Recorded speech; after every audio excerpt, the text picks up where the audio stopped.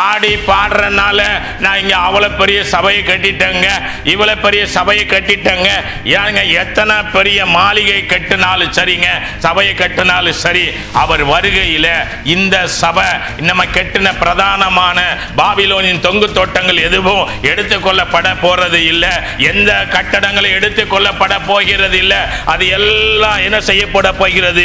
ஒரு கல்லின் மேல் ஒரு கல் இல்லாதபடிக்கு இன்னைக்கு ஈரான்லையும் இஸ்ரேல்லையும் இன்னைக்கு என்னது அங்க யுத்தம் நடந்து கொண்டிருக்கிறது.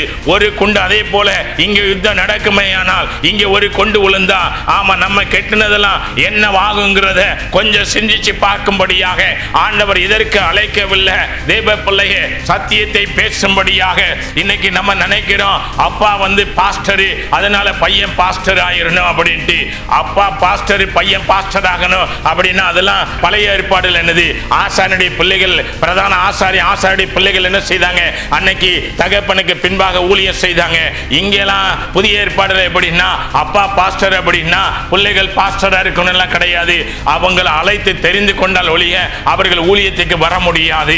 ஆமா, நம்ம இன்னைக்கு என்ன செய்கிறோம் அப்படின்னா இதை ஒரு பிசினஸ் சென்டரா மாத்திட்டோம். இது எதா மாத்திட்டோம்? ஒரு வியாபார ஸ்தலமாய் மாத்தி நான் என்ன செஞ்சிருக்கிறேன், நான் இவ்வளவாய் செஞ்சு இவ்வளவு சேர்த்துட்டேன், இதை என் புள்ள என்ன செய்வான், ஆமா அதை ஆளுக செய்வான் அப்படின்னு சொல்லி அவனுக்கு நம்ம என்ன செய்யறோம்? அவனுக்கு ஒரு என்ன இருக்காதுன்னா அபிஷேகம் இருக்காது, அதிகாரம் இருக்காது.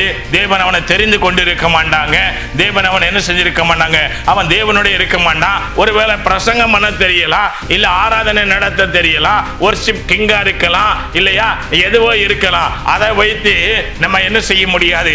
தேவன் அழைக்காத, தேவன் தெரிந்து கொள்ளாத, தேவன் அதிகாரப்படுத்தாத ஒரு பிள்ளைய நான் அப்பா ஊழியனா இருந்தேன்ல அதனால பையனை நீ ஊழியனாரு அப்படின்னு சொல்றது நம்ம ஊழியம். அப்படிலாம் ஊழியத்துக்கு வர முடியாதுங்க. புதிய ஏற்பாடுல அழைப்பு இருக்கணும், தெரிந்து கொள்ளுதல் இருக்கணும், அதிகாரம் இருக்கணும், தரிசனம் இருக்கணும், திட்டம் இருக்கணும், தேவ சித்த செய்யணும், நம்ம தேவனோடு வாழ்கிற ஒரு வாழ்க்கை இருக்கணும். நம்ம ஸ்டைல் பண்றதுனால நம்ம ஊழியம் பண்ண முடியாது. நம்ம எல்லாம் நடிகர்கள் கிடையாது, ஊழியர்கள்.